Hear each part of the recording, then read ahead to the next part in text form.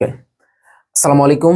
আমাদের looking for GST এর রসায়ন দ্বিতীয় পত্রটা আমি শুরু করতে যাচ্ছি এবং রসায়ন দ্বিতীয় পত্রের আজকে যে চ্যাপ্টারটা নিয়ে তোমাদের সাথে কথা বলবো সেটা হচ্ছে তড়িৎ রসায়ন, অর্থাৎ কেমিস্ট্রি সেকেন্ড পেপারের লাস্টের চ্যাপ্টারটা নিয়ে আমি কথা বলবো।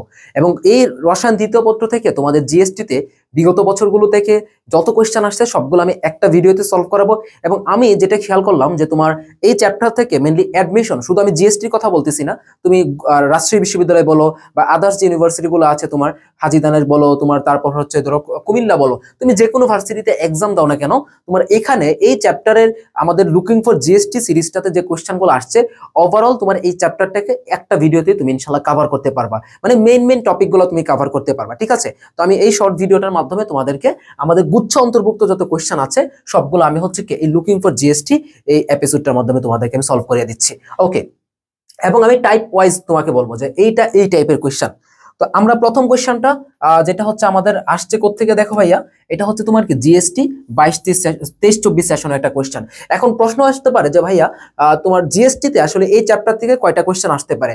তো এই চ্যাপ্টার থেকে বলা চলে তোমার একটা বা দুইটা কোয়েশ্চেন আসবে, একটা মিনিমাম তুমি পাবা, তবে দুইটাও কিন্তু আসছে, যেমন আমার সম্ভবত 23-24-এ দুইটা কোয়েশ্চেন আসছে।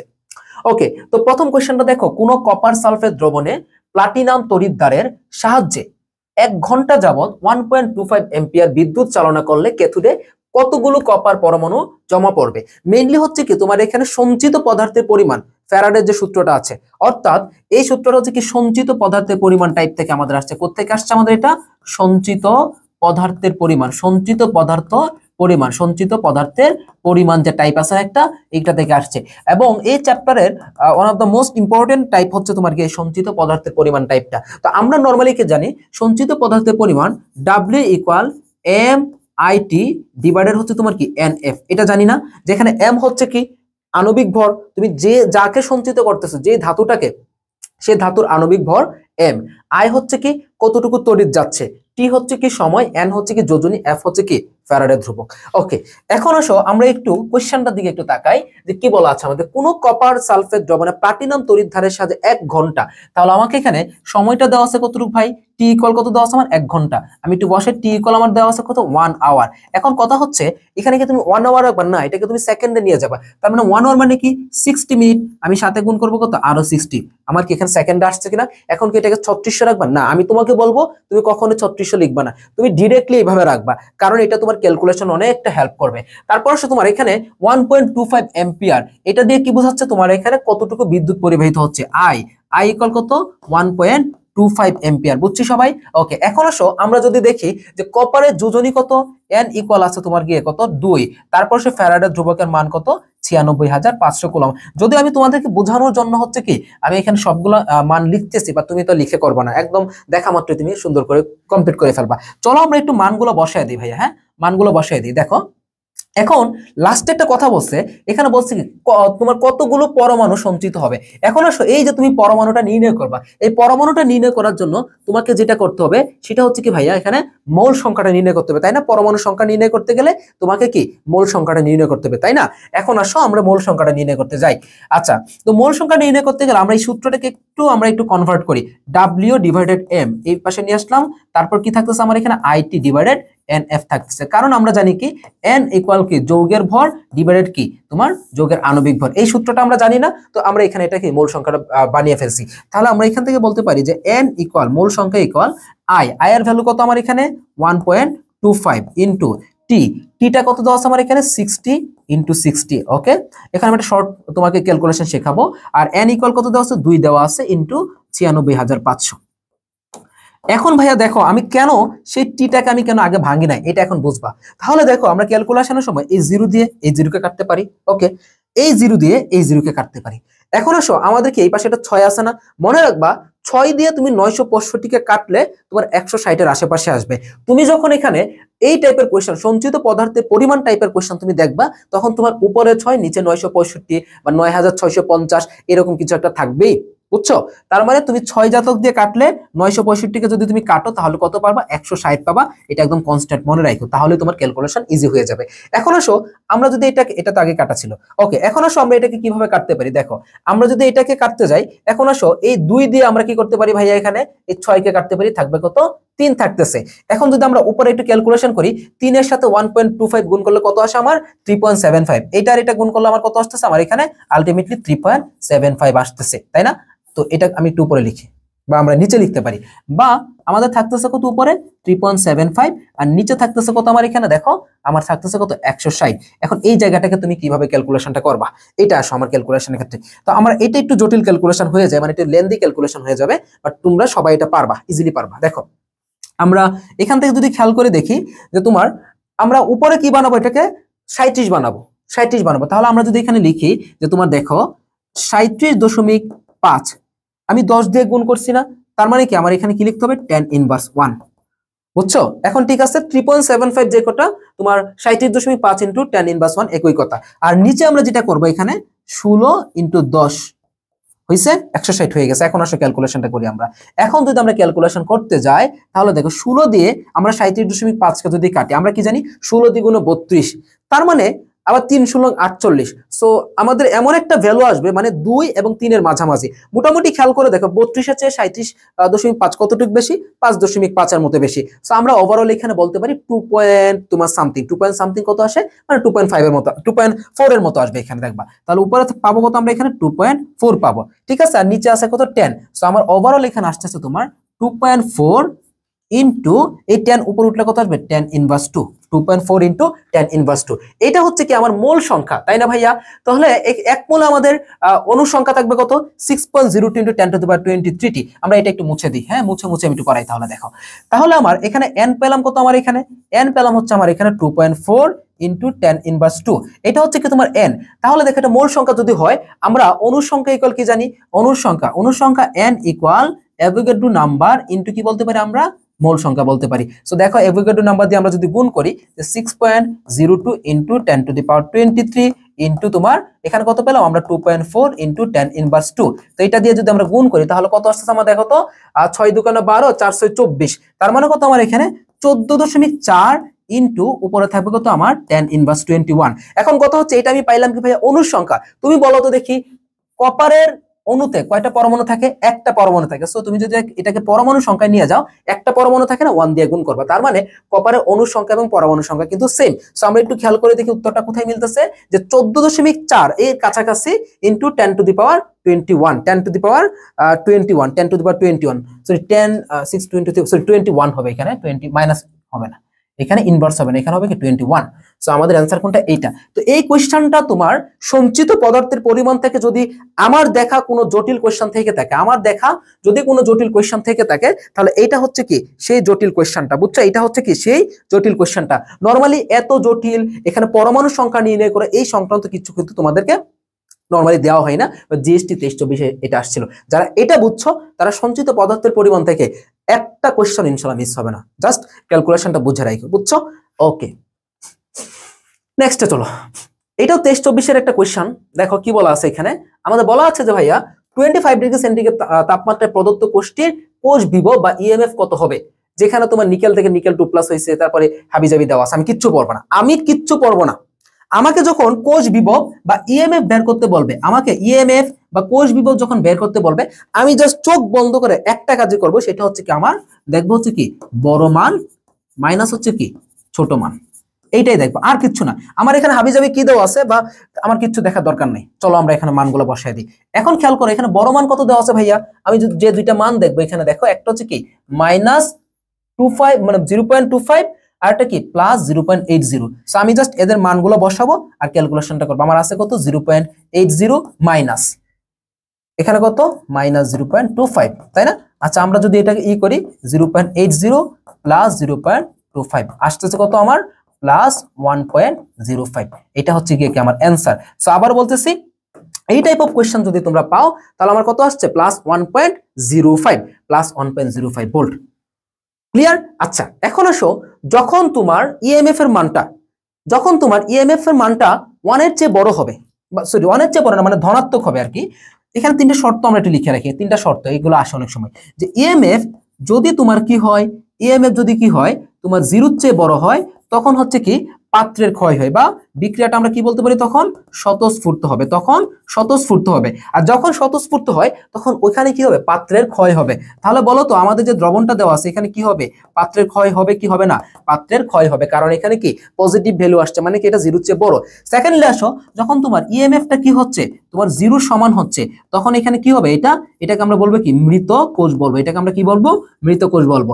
আবার যখন আমাদের ইএমএফটা হচ্ছে তোমার গিয়ে জিরোর চেয়ে ছোট হচ্ছে, তখন আমরা এটাকে বলবো কি, অস্বতঃস্ফূর্ত। এখানে কি বলবো আমরা, অস্বতঃস্ফূর্ত কোষ বলবো। ঠিক আছে, তো আমাদের ইএমএফ এর থেকে বাইরে কোনো কোশ্চেন কিন্তু আসে না। আবার আরেকটা জিনিস দেখো, এখানে ইএমএফ যখন জিরোর চেয়ে বড় হবে তখন এখানে কি হবে, পাত্রের ক্ষয় হবে। তো তোমাদের যখন পাত্রের ক্ষয় টাইপ অফ কোশ্চেন দেওয়া থাকবে তখন কিন্তু তোমরা অনেক সময় ম্যাথ ছাড়াও এটা বের করতে পারো, যেটা আমরা পরবর্তী একটা কোশ্চেনে দেখবো। সো আমাদের জিএসটি 23-24 দেখো দুইটা প্রশ্ন কিন্তু আসছে। সো আমাদের ইএমএফ টাইপ ক্লিয়ার, আমাদের সঞ্চিত পদার্থের পরিমাণ টাইপ ক্লিয়ার না। তো এই চ্যাপ্টারে মেইন দুইটা টাইপ কিন্তু আমাদের ক্লিয়ার হয়ে গেছে। এখানে একটা স্টুডেন্টও যদি ভুল করো তাহলে মাইর খাবা, ডিরেক্ট মাইর খাবা, বুঝছো? আচ্ছা, পরে আসো, পরে কি বলা আছে যে লবণ সেতুতে তড়িৎ বিশ্লেষ্য রূপে ব্যবহৃত হয় কোনগুলো। আচ্ছা, তো লবণ সেতুতে আসলে দেখো কোনগুলি ব্যবহার করা হয়, এটার একটা শর্ট ট্রিক্স আছে আমার কাছে। হ্যাঁ, শর্ট ট্রিক্স। বাংলা একটা মুভি আছে না পুরাতন, কি জানি, তোমার তুমি এসেছিলে পরশু কাল কেন আসনি, একটা গান আছে না, যে তুমি এসেছিলে পরশু কাল কেন আসনি। তাহলে কাকে বলছে এটা, ধরো লাবণীকে বলছে, লাবণী নামক একটা মেয়েকে। সো আমরা ট্রিক্সটা মনে রাখবো যে লাবণী তুমি কাল কেন আসনি, পরশু দিন আসছিল ঠিকই, লাবণী কাল কেন আসনি। কারণ লাবণী আসেনি একটাই কারণে, কারণ ওই দিন হচ্ছে কি অসমিয়ামের ম্যারাথন ক্লাস ছিল, লাবণী আসার মতো সময় পায় নাই। ঠিক আছে, আচ্ছা, এই ম্যারাথন ক্লাসগুলো তোমরা কোথায় করতে পারবা, আমাদের জিএসটি কোর্সে কিন্তু ম্যারাথন ক্লাসগুলো করতে পারবা। সো লাবণী যারা আছো সবাই এনরোল করে ফেলো, যাতে তোমার আর যাওয়া না দরকার পড়ে, তোমরা ম্যারাথন ক্লাস করে চান্স পাবা, চান্স পাই একবারে যাবা। ঠিক আছে, আচ্ছা, এখন আসো লাবণীতে মনে রাখবো হচ্ছে কি আমরা লবণ সেতু, বুঝছো? লাবণীতে মনে রাখবো কি, লবণ সেতু। কাল থেকে আমরা মনে রাখবো কি, কাল পটাশিয়াম ক্লোরাইড। কেন, এই যে কেন, পোলাবার মেসেজ দেয় না কেন, আমরা অনেকে লিখে কি ভাই কেন, কেউ লিখে হচ্ছে তোমার কি কেন, এভাবে লিখে না। আচ্ছা, এই হচ্ছে কি কেন, পটাশিয়াম নাইট্রেট হচ্ছে। তারপর আসো তোমার আসনিতে মনে রাখবো কি, আতে মনে রাখবো কি অ্যামোনিয়াম নাইট্রেট সোডিয়াম সালফেট। এখান থেকে মনে রাখবো কি আমরা অ্যামোনিয়াম নাইট্রেট, আর এটাতে মনে রাখবো কি আমরা সোডিয়াম সালফেট। তাহলে মোটামুটি আমাদের লবণ সেতুতে এই চারটা জিনিস কিন্তু এই চারটা তোমার কি থাকবে, দ্রবণ থাকবে। ঠিক আছে, অনেক সময় আসে যে লবণ সেতুতে কোনটা উৎকৃষ্ট, তখন কিন্তু পটাশিয়াম ক্লোরাইড হবে। সো আমরা একটু দেখি যে আমার কোনটা আছে, যে কাল কেন সোডিয়াম সালফেট হয়ে গেছে। তো এটা হচ্ছে ক্যান্সার। সো লবণ সেতু ভেরি ভেরি ভেরি ইম্পর্টেন্ট। তো সবাই মনে রাখবা কি, যে লাবণী কাল কেন আসনি। ঠিক আছে, ওকে। তারপর আসো, কোন সেলটি পরিবেশ বান্ধব, এটা 21-22 কোশ্চেন। তাহলে মনে রাখবা পরিবেশ বান্ধব সেলই হচ্ছে কি ফুয়েল সেল। এই ফুয়েল সেলকে আমরা আবার বলতে পারি কি হাইড্রোজেন সেল বলতে পারি, তাই না? হাইড্রোজেন সেলও বলতে পারি, তাই না? এটাকে আবার আরেকটা নামে ডাকা হয়, সেটা হচ্ছে কি বেকন কোষ। সেটাকে কি বলা হচ্ছে, বেকন কোষ। ঠিক আছে, আচ্ছা, তো ফুয়েল সেল থেকে মনে রাখবা এই ফুয়েল সেলের অ্যানোড এবং ক্যাথোড হিসেবে কে থাকে, অ্যানোড প্লাস ক্যাথোড। অ্যানোড, এই ফুয়েল সেল একটা ইনফরমেশন আসে যে অ্যানোড প্লাস ক্যাথোড হিসেবে দুইটাই থাকে, সেটা হচ্ছে কি বলতো দেখি, গ্রাফাইট। তাহলে ফুয়েল সেলের অ্যানোড এবং ক্যাথোড রূপে কে থাকে, গ্রাফাইট থাকে। তারপরে আসো লেড স্টোরেজ ব্যাটারি, এটাতে কি থাকে, সালফিউরিক অ্যাসিড। কত molar sulphuric acid, 4.5 molar sulphuric acid থাকবে এটাতে, বুঝছো? সালফিউরিক অ্যাসিডের দ্রবণ থাকবে এখানে। ঠিক আছে, আচ্ছা, এরপরে আমরা লেড স্টোরেজ ব্যাটারি যদি ইএমএফটা কখনো চাই, কি চাই তোমার কাছে, ইএমএফ চাই। তাহলে লেড স্টোরেজ ব্যাটারি ইএমএফ হচ্ছে কি তোমার টোটাল ইএমএফ যদি চাই, যেহেতু এখানে 6টা সেল থাকে, তাহলে মনে রাখবা 2 × 6 টোটাল ইএমএফ হচ্ছে কত ভোল্ট, 12 ভোল্ট। এটা হচ্ছে কি 6টা সেলের জন্য। আর যদি পার সেলে চাই, প্রতি সেলে হচ্ছে তোমার কি 2 ভোল্ট করে থাকবে। এটা হচ্ছে কি লেড স্টোরেজ ব্যাটারি। এই লেড স্টোরেজ ব্যাটারি থেকে কিন্তু লেড মানে কি ক্ষতিকর ধাতুটা প্রবেশ করা হয়, মানে ক্ষতিকর ধাতুটা পরিবেশে হয়।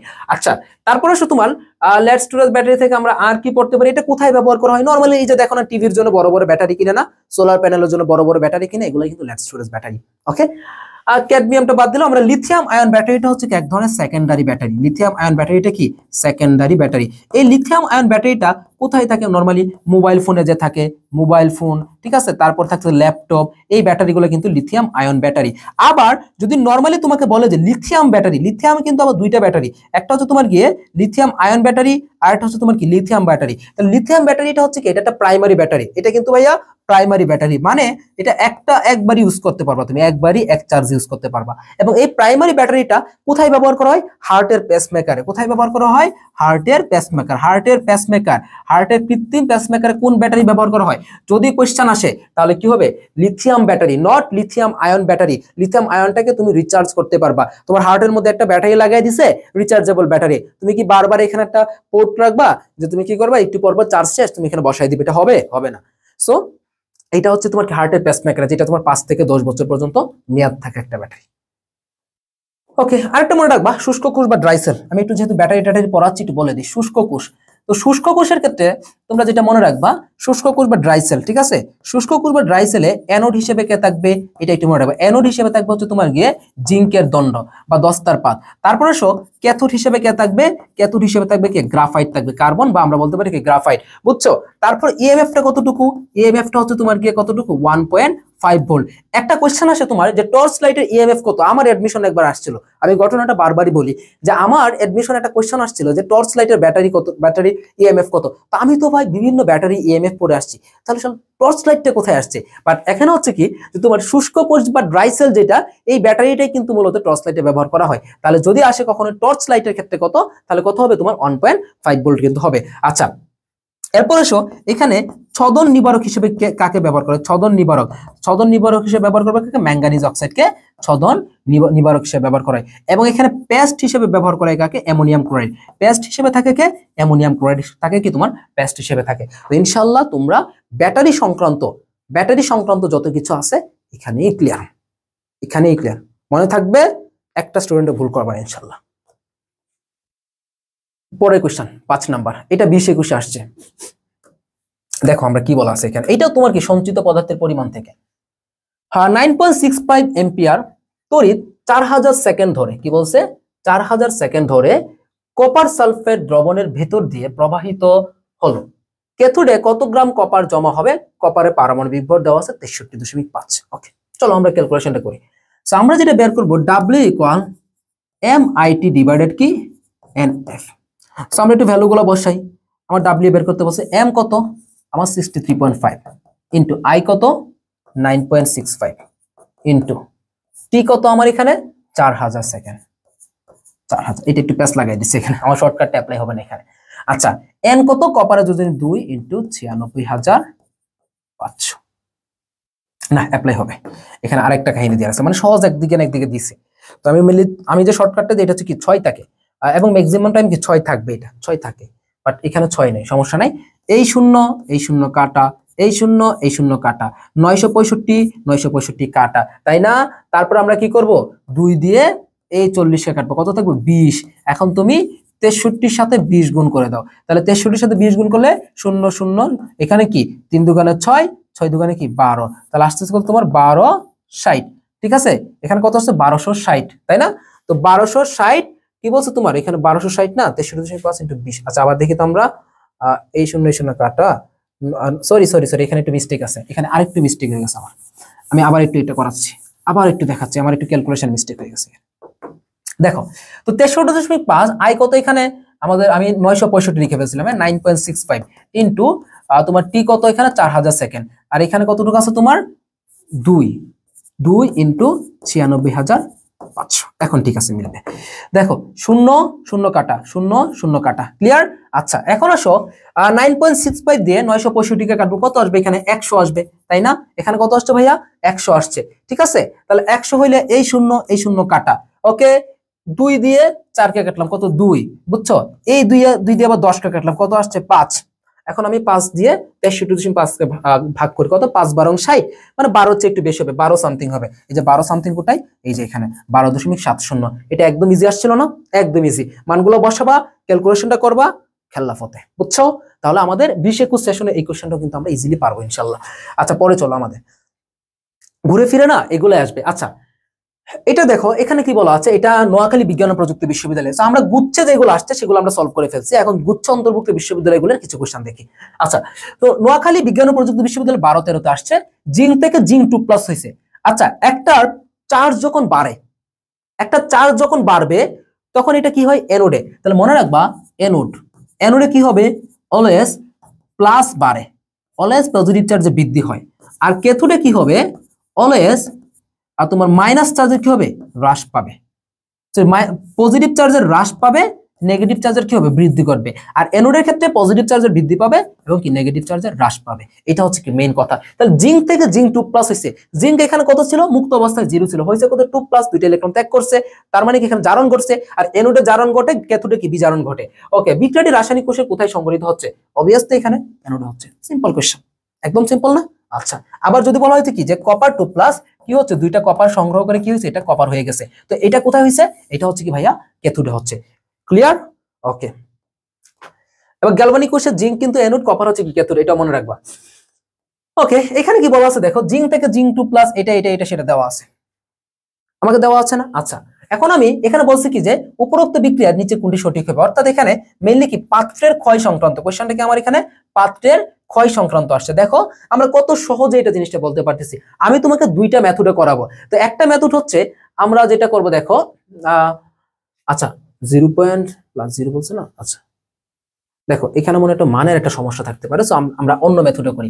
তোমরা একটু খেয়াল করে দেখো তো, আমরা যখন সক্রিয়তা সিরিজটা পড়ি, সক্রিয়তা সিরিজে মনে রাখবা তুমি যে পাত্রটা তৈরি করতেছো, তোমার পাত্রের ধাতুটা, আবার বলতেছি, পাত্রের ধাতু যদি সক্রিয়তা সিরিজের উপরে থাকে, পাত্রের ধাতু মনে রাখবা, ট্রিক্সটা হচ্ছে কি তোমার পাত্রের ধাতু সক্রিয়তা সিরিজ থেকে তোমার কি মানে দ্রবণের ধাতু অপেক্ষা উপরে আছে, তখন হচ্ছে কি পাত্রের ক্ষয় হবে। আমরা যদি দেখি যে সক্রিয়তা সিরিজে লি কে বা কে না, মোগলাই আলমের জন্য ফিরে, তার মানে কি আগে জিঙ্ক পরে কি আয়রন। তো এখানে দেখো যে পাত্রটা দেখো, এখানে বিক্রিয়ার ক্ষেত্রে কি উপরোক্ত বিক্রিয়ার জন্য নিচের কোনটি সঠিক হবে, তার মানে কি পাত্র হচ্ছে জিঙ্ক আর নিচে কি আছে আয়রন। তো এরকম কোশ্চেন যদি থাকে তাহলে মনে রাখবো কি পাত্রের ক্ষয় হবে। তাহলে বলছে কি দস্তার পাত্রে আয়রন 2+ এর দ্রবণ রাখা যাবে। দস্তার পাত্রে যদি তুমি আয়রন 2+ রাখো কি হবে, ক্ষয় হবে। দস্তার সংকর পাত্রে আয়রন 2+ দ্রবণ রাখা যাবে, এটাও ভুল। তার মানে কি তোমার লোহার ও দস্তার সংকর পাত্রে আয়রন 2+ দ্রবণ রাখা যাবে। লাস্টে কি আছে, দস্তার পাত্রে আয়রন 2+ দ্রবণ রাখা যাবে না। সো অ্যান্সার কি হবে, দস্তার পাত্রে আয়রন 2+ দ্রবণ রাখা যাবে না। এছাড়াও আমার মনে হচ্ছে এখানে টাইপিং এ কোথাও মিস্টেক আছে। এখানে যদি মিস্টেক না থেকে থাকে, ধরো এটা তো আমরা ধরলাম কি 0 ভোল্টে ধরলাম, 0 ভোল্ট ধরলে আমার যদি এখানে ইএমএফটা বের করি, তার মানে কি ইএমএফ ইকুয়াল কি হবে বলো যদি, কি বড় মাইনাস ছোট, তাহলে বড়টা কত এখানে 0.76 মাইনাস ছোটটা হচ্ছে কত 0, তার মানে কত থাকছে আলটিমেটলি 0.76। আমি একটু দেখে নিই তো এই কোশ্চেনটা কি ভাই ঠিক ছিল কিনা, যদি ঠিক না থাকে তাহলে আমার এই সলভটাই ঠিক আছে। ওকে, এরকমই ছিল। তার মানে আমি আগের একটা কোশ্চেনে বলছিলাম না, ইএমএফ এর মানটা যদি তোমার পজিটিভ আসে বা 0-র চেয়ে বড় হয়, তখন কি পাত্রের ক্ষয় হবে। দ্যাট মিন্স জিঙ্কের পাত্রে তুমি কখনো আয়রন রাখতে পারবা না। আশা করি বুঝতে পারছো। আরো একটা জিনিস মনে করা যায় তোমাদেরকে, সক্রিয়তা সিরিজটা যারা জানবা তারা এখান থেকে অনেকগুলো কোশ্চেন তোমরা অ্যান্সার করতে পারবা। যেমন সক্রিয়তা সিরিজে যে উপরে থাকবে দুইটা ধাতুর মধ্যে যদি কম্পেয়ার করো, যেমন আমি ধরলাম কি এখানে একটা জিঙ্ক আর একটা হচ্ছে কি কপার, তার মানে দেখো জিঙ্কের চেয়ে কি কপার নিচে না, তাহলে মনে রাখবা উপরের ধাতুটা অ্যানোড, নিচেরটা ক্যাথোড, এটা গেল একটা। উপরের ধাতু দিয়ে যদি তুমি পাত্র তৈরি করো তাহলে পাত্রের ক্ষয় হবে। গেল কয়টা, 2টা। কে আগে ইলেকট্রন মুক্ত করবে, যে নিচে থাকবে সে আগে ইলেকট্রন মুক্ত করবে, কপার নিচে, কপার আগে ইলেকট্রন মুক্ত করবে।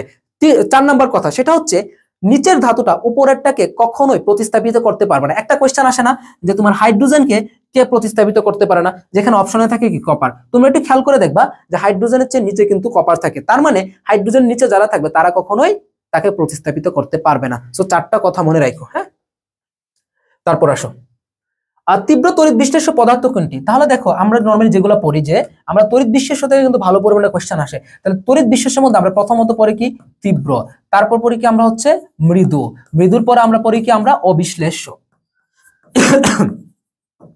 বুঝছো?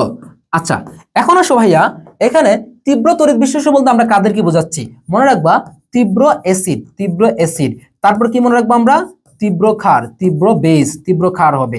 তারপর কি মনে রাখবো আমরা, সকল প্রকারের লবণ যেগুলো আছে এগুলো হচ্ছে তোমার কি তীব্র তড়িৎ বিশ্লেষ্য। তীব্র অ্যাসিড বলতে কি আমরা যদি বলি যে হাইড্রোক্লোরিক অ্যাসিড, তোমার পারক্লোরিক অ্যাসিড, তারপর আমরা বলতে পারি কি তোমার হাইড্রোজেন আয়োডাইড বলতে পারি, বা আমরা যেগুলো তীব্র অ্যাসিড থাকে নাইট্রিক অ্যাসিড, তারপর তীব্র ক্ষার বলতে কি পটাশিয়াম হাইড্রোক্সাইড, সোডিয়াম হাইড্রোক্সাইড এগুলা, আর সকল লবণ তো মোটামুটি বুঝলামই। আচ্ছা, এরপর এসো মৃদু তড়িৎ বিশ্লেষণের ক্ষেত্রে আমরা মনে রাখবো যারা হচ্ছে তোমার কি দুর্বল অ্যাসিড। দুর্বল অ্যাসিডের মধ্যে প্রথমে যেটা আসে সেটা কি জৈব অ্যাসিড গুলো থাকতে পারে।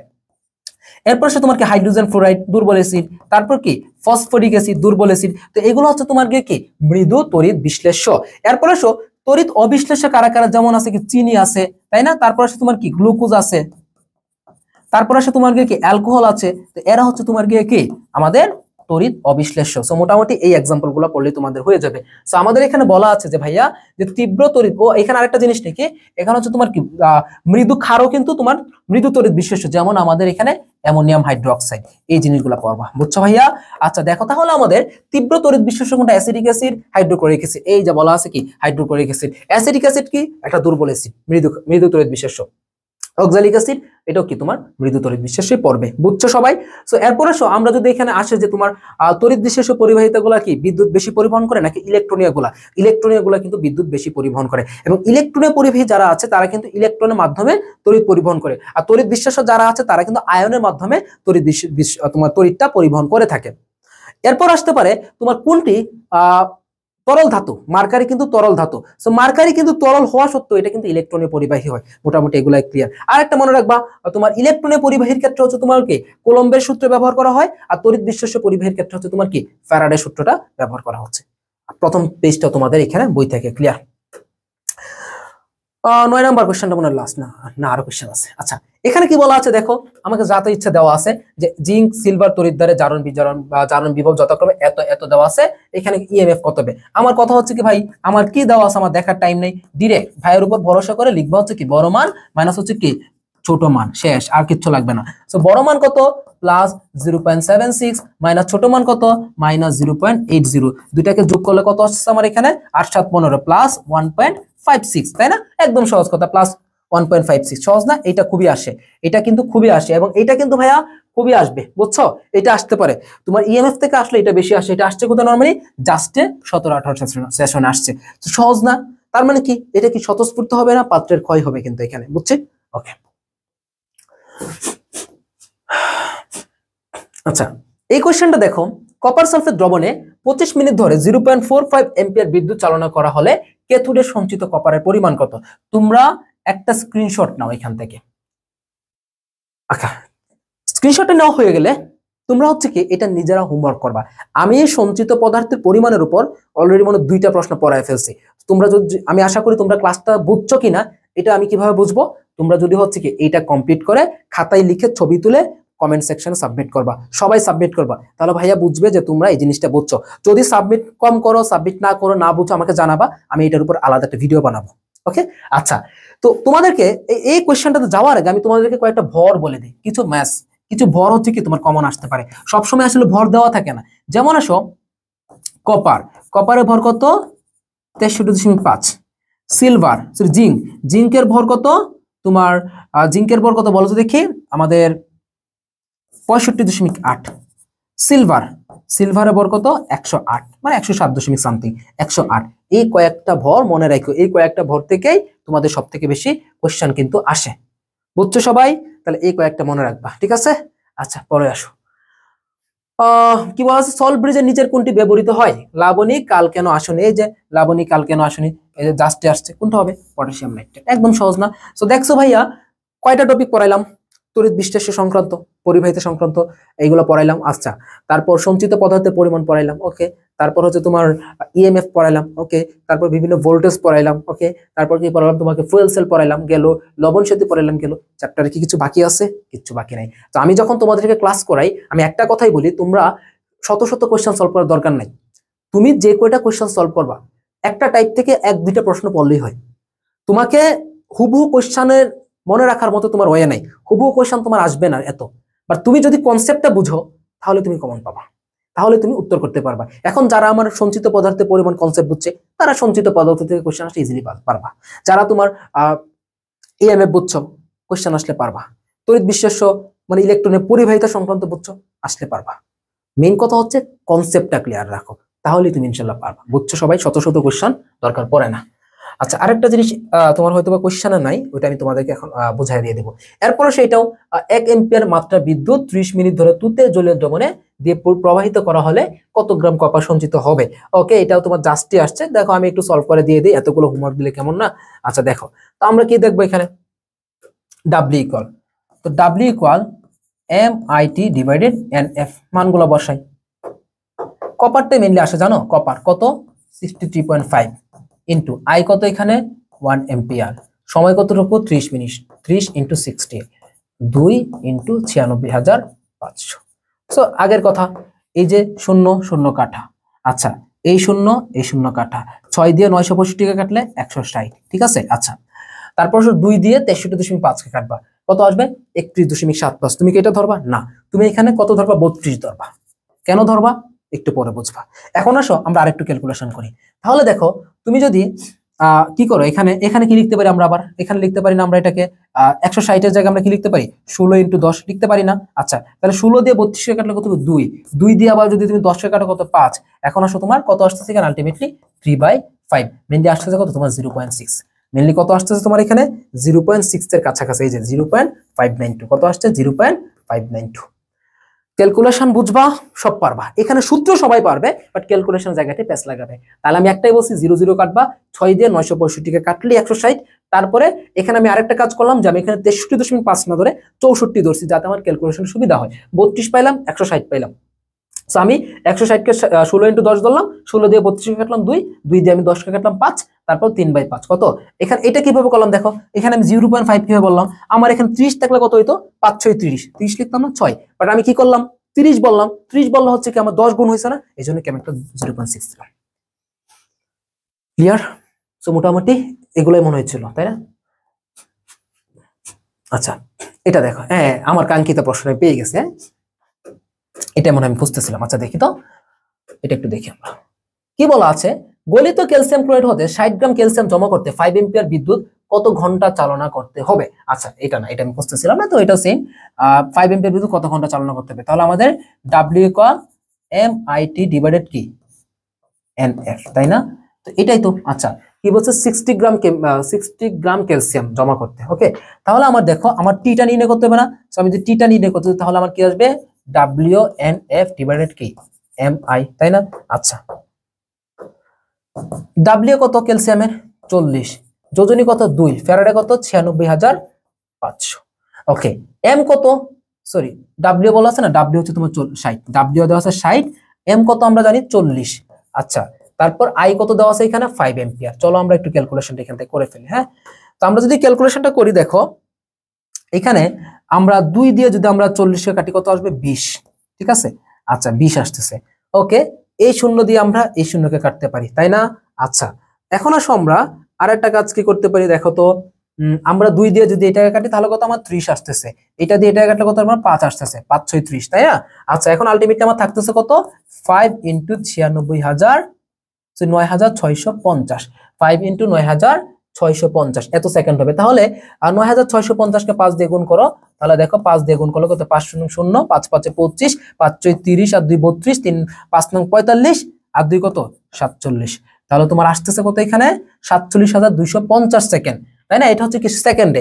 এখন তুমি যদি এটাকে 60 দিয়ে কাটতে যাও তাহলে ভাই কোশ্চেন অনেক বড় হয়ে যাবে। এটা জাস্ট 17 18 না, ক্যালকুলেটর ছিল সম্ভবত। 60 দিয়ে যদি আমরা কাটতে যাই তাহলে আমাদের এখানে মোটামুটি কত আসবে দেখো তো, আমরা 60 দিয়ে কাটতে গেলে মোটামুটি আসবে হচ্ছে তোমার এখানে ঘন্টা বলছে না 60 না, আমরা 3600 দিয়ে কাটবো। কত দিয়ে ঘন্টা বলছে না আমার এখানে, এটা পাইছি কি আমরা সেকেন্ড পাইছি, আমরা ঘন্টা বলছে না, আমরা কি করবো এটাকে 3600 দিয়ে কাটবো,